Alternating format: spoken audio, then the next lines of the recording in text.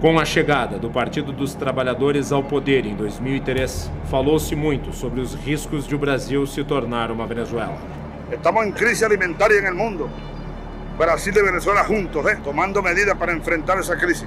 Durante os últimos 15 anos, os dois países estiveram submetidos a partidos de esquerda e líderes políticos, colegas na organização supranacional denominada Foro de São Paulo. Quando tivemos a ideia de construir o Fórum de São Paulo. É possível reconhecer aspectos de nossa história no país vizinho? Que elementos levaram a Venezuela a regredir tanto em seus indicadores econômicos e sociais?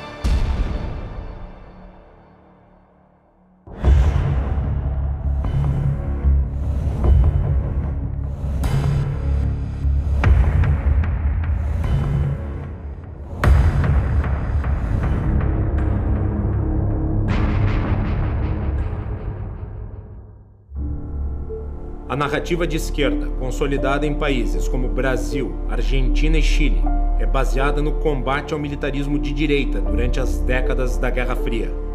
A Venezuela, por sua vez, não viveu uma situação como essa porque sua última ditadura se deu nos anos 50. Comandado pelo general Marco Evangelista Pérez Jiménez, o regime se assemelhava muito mais ao de Getúlio Vargas no Brasil e ao de Juan Domingos Perón na Argentina. Marco Pérez Jiménez foi derrubado em 1958, depois de tentar continuar no poder por meio de um plebiscito fraudulento. Em seu lugar, líderes políticos firmaram um pacto de estabilidade na Venezuela. O acordo, chamado de Pacto de Punto Fijo, pregava o revezamento de diferentes partidos no poder e estabelecia uma agenda mínima que defendia estatização gradual no setor petroleiro, reforma agrária, grandes obras públicas e ênfase em políticas de bem-estar social. A consequência dessas políticas foi o aumento progressivo do Estado e do gasto público.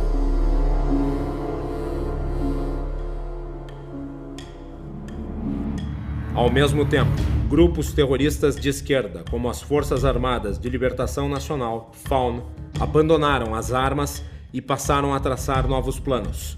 Ao invés do combate aberto, as FARC mudaria de nome para Terceiro Caminho e passaria a se infiltrar nas Forças Armadas. Um dos nomes importantes que entraram na recém-legalizada FARC foi Adán Chávez, irmão mais velho de Hugo Chávez. Nessa mesma época, Hugo passou a integrar o exército. Além do parentesco, Adán teria um importante papel na formação ideológica de seu irmão, sendo seu tutor revolucionário. Chávez era un devorador, un investigador nato, y eso le dio inicialmente una formación en ese sentido autodidacta, ¿no? El 5 de julio de 1975 yo salí de subteniente con un fusil aquí y el libro del Che Guevara bajo el brazo. Yo salí ya convertido en un soldado rebelde. En 1986, Chávez criou seu próprio grupo político, o Movimento Bolivariano Revolucionário 200, MBR-200. A queda do preço do petróleo ocorrida na década de 80 expôs a fragilidade da economia venezuelana, que era dependente da exploração do petróleo. O país havia estatizado o óleo negro, tornando-o a sua principal fonte de riqueza. O resultado foi a fuga de capitais e o empobrecimento da nação. Oh, patria mía, patria querida, voy a la guerra a luchar por ti. Em 1989, a economia da Venezuela se tornou insustentável. Carlos Andrés Pérez, o presidente da época, se viu obrigado a adotar medidas de controle de gastos para tentar dar uma resposta ao problema estrutural do país. A esquerda radical não aceitou as medidas e grupos como o Terceiro Caminho e o MBR-200, liderado por Chávez, articularam um grande ato público contra o governo. O protesto foi chamado de Caracazo e consistiu em violentas manifestações de rua. Ônibus foram queimados, prédios públicos e privados vandalizados e destruídos.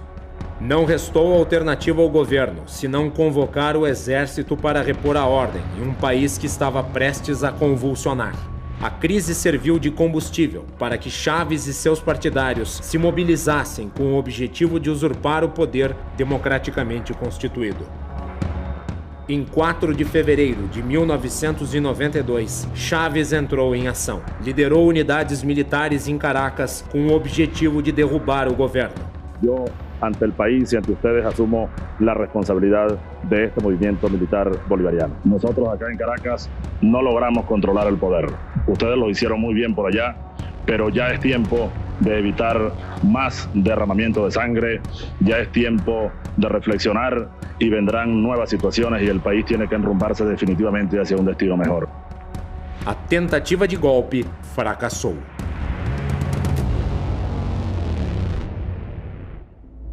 Erros táticos levaram Chávez e seus colaboradores a ficarem encurralados e sem comunicação. O líder golpista ficou impossibilitado de transmitir as fitas pré-gravadas nas quais incitava a população a tomar as ruas em um levante.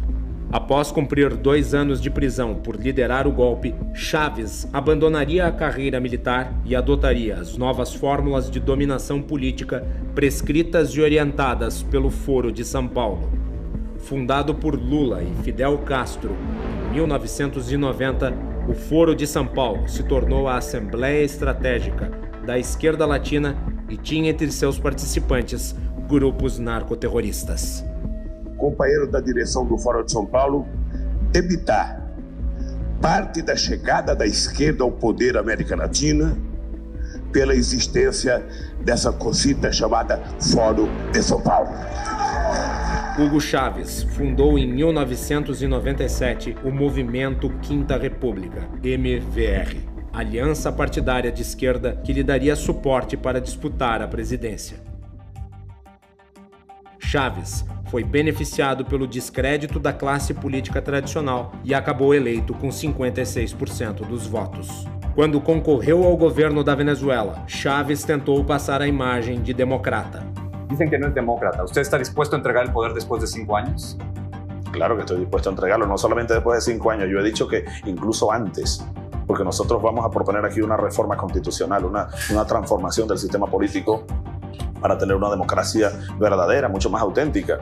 Si, por ejemplo, yo a los 2 años resulta que soy un fiasco, un fracaso, o cometo un delito, un hecho de corrupción o algo que justifique mi salida del poder antes de los 5 años, yo estaría dispuesto a hacerlo.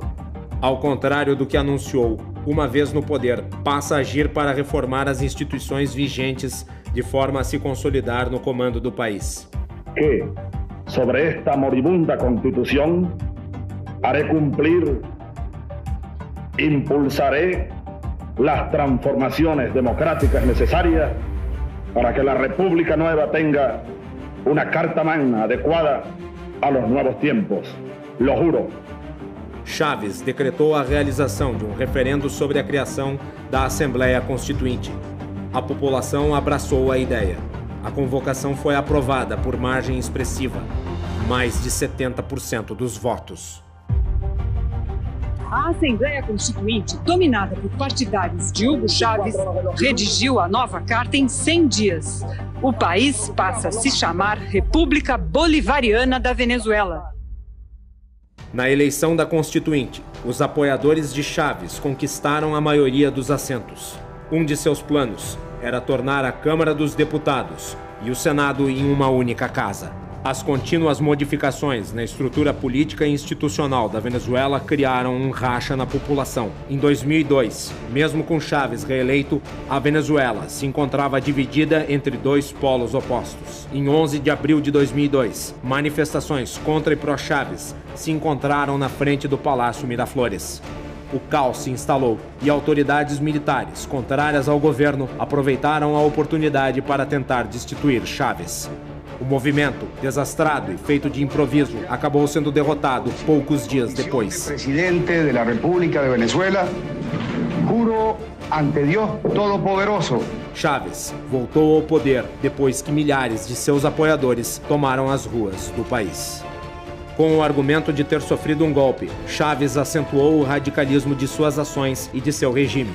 Responsabilizou os Estados Unidos e elegeu os membros da oposição e veículos de imprensa como inimigos. Entre suas ações, fechou a principal emissora do país, a Rádio Caracas Televisión. Se le acaba en marzo la concesión de televisión. Se le acaba en marzo. Também reformou a estrutura da estatal petrolífera PDVSA, demitindo milhares de funcionários que haviam entrado em greve em 2003. Com isso, vinculou o futuro da empresa ao seu projeto de poder. No campo político, reformou a Corte Suprema venezuelana, tornando-a um apêndice do Executivo. Ampliou o número de juízes de 20 para 32. Com indicações de cunho político, foram integrados à corte 12 novos magistrados, todos eles fiéis bolivarianos. Quando surgiu a empresa Smartmatic, os processos eleitorais venezuelanos se tornaram eletrônicos e passaram a sofrer contestação por parte da oposição. A Venezuela acentuou sua aliança com Cuba e procurou aproximar-se da política do Oriente Médio. Os erros estratégicos dos adversários foram determinantes para Chávez aprofundar sua agenda. Partidos de oposição se recusaram a participar do pleito legislativo, acusando a eleição de ser ilegítima e fraudulenta. Seus líderes imaginavam que a ausência serviria para afastar o povo da votação, mas não foi o que aconteceu. O preço político foi alto. Sem representantes na Assembleia Nacional, os oposicionistas abriram caminho para que os bolivarianos tomassem completamente o legislativo. Em 2006, Hugo Chávez foi reeleito pela terceira vez com 62,9% dos votos. Prometeu criar o socialismo do século XXI. Chávez tinha o objetivo de ficar para sempre no poder. Para isso, modificou a Constituição, que passou a permitir a reeleição ilimitada para o cargo de presidente. Esta Constitución fue elaborada pensando en todos. Esta Constitución recoge el sueño de tener un país donde vivamos en condiciones de igualdad. Na medida em que Chávez acumulava poderes, a economia despencava e empresários e investidores abandonavam a Venezuela. A Venezuela passou a ter contínuas crises de abastecimento. Alimentos e produtos essenciais se tornaram escassos. A insatisfação contaminou a população. Foram organizadas marchas e paralisações. A resposta chavista foi violenta. Mas não foi só a situação da Venezuela que começou a se deteriorar. Ao mesmo tempo, Chávez enfrentava graves problemas de saúde. Em meio a disputas políticas, ele se isolou em Cuba para tratar um câncer. Reeleito pela quarta vez, não conseguiu comparecer à sua própria posse, em virtude do agravamento de sua doença. Hugo Chávez morreu em 5 de março de 2013. Foi substituído no poder por Nicolás Maduro, um de seus principais auxiliares. Na eleição para a sucessão de Chávez, o oposicionista de centro-esquerda, Henrique Capriles, tentou convencer o eleitorado, simpático ao chavismo, de que ele não representaria uma ruptura. Por margem mínima, Maduro foi eleito presidente em 14 de março de 2013. El candidato Nicolás Maduro Moros, 7.505.338, con el 50,66% de la votación. Novamente, o processo eleitoral, organizado pela Smartmatic, sofreu acusações de fraudes. Capriles não reconheceu o resultado e pediu a recontagem de votos. Mesmo com a eleição contestada, Maduro prevaleceu. O apoio diplomático da União das Nações Sul-Americanas, órgão subordinado ao Foro de São Paulo, foi fundamental para lhe dar sustentação internacional. Apesar da vitória interna, Maduro passou a lidar com uma oposição crescente na Venezuela. Nas eleições legislativas de 2015, a oposição recuperaria a maioria na Assembleia Nacional. Tentando driblar os adversários do parlamento, Maduro convocou uma nova Assembleia Constituinte. Anuncio que en uso de mis atribuciones presidenciales como jefe de Estado constitucionales de acuerdo al artículo 347, convoco al poder constituyente originario para para que la clase obrera y el pueblo en un proceso popular constituyente convoque una Asamblea Nacional Constituyente. A manobra não foi reconhecida nem dentro do país e nem pela comunidade internacional. Mesmo assim, formou-se um parlamento paralelo, próprio da ditadura, que passaria a funcionar como alternativa ao parlamento oficial. Foi em meio a esse clima que, em 2018, Maduro buscou sua reeleição. Obteve vitória contestada internacionalmente. As fraudes no processo eleitoral se avolumaram. Brasil, Estados Unidos e União Europeia não reconheceram a legitimidade de Maduro para continuar. O parlamento oficial também se recusou a prestigiar sua posse. E na Venezuela, o presidente Nicolás Maduro foi reeleito para um novo mandato de 6 anos, numa votação marcada por alta abstenção e denúncias de fraude. Maduro disse que essa foi uma vitória contra o imperialismo. Depois de 93% das urnas apuradas, ele foi declarado vencedor com pouco mais de 5.800.000 votos. O impasse se agravou quando Juan Guaidó, então designado líder da Casa Legislativa dominada pela oposição, se declarou presidente da Venezuela. Juro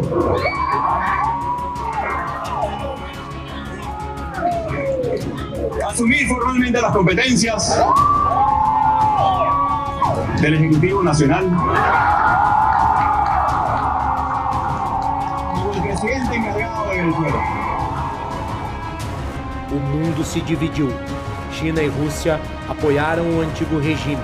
Já as nações ocidentais deram seu respaldo ao autoproclamado novo governante.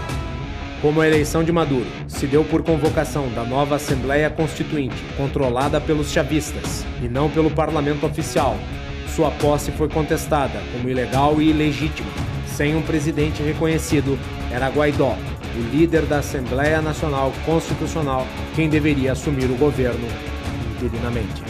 O processo de socialização da economia devastou a Venezuela, produzindo uma crise social sem precedentes. O desabastecimento frequente, já na época de Chávez, se aprofundou. Sem emprego e sem comida, parte da população iniciou um verdadeiro êxodo, fugindo para os países vizinhos. No âmbito interno, com o objetivo de esmagar os críticos, Maduro redobrou a repressão.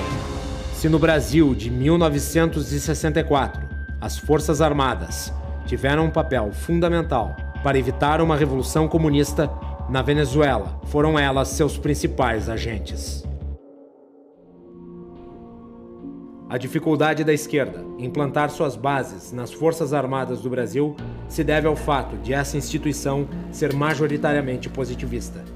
O positivismo, ideologia que prega o conhecimento científico como única forma de conhecimento verdadeiro, já era muito disseminado entre militares brasileiros e foi a base intelectual do golpe que derrubou a monarquia e instaurou a república em nosso país em 1889. Com o fracasso da contaminação das Forças Armadas, a esquerda brasileira apostou na guerra cultural, que sempre foi desprezada pelos militares.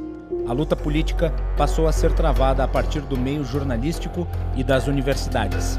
Foi nesses ambientes que a esquerda criou a massa de militantes que apoiam o chavismo no Brasil.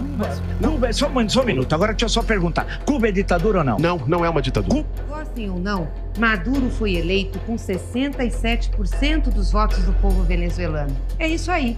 O senhor acha que a Venezuela é uma democracia? A Venezuela é uma democracia tão democrática quanto a brasileira e a americana. O bolivarianismo tinha como objetivo criar o socialismo do século XXI, uma atualização do modelo implementado pela União Soviética no leste europeu. Ao longo de 20 anos de poder, o resultado de sua ação foi a repetição dos mesmos crimes em massa, da mesma violência e do mesmo fracasso econômico vistos no socialismo do século XX. Karl Marx dizia que a história se repetia, a primeira vez como tragédia e a segunda como farsa. A Venezuela de Hugo Chávez e de Nicolás Maduro lhe deu razão, finalmente.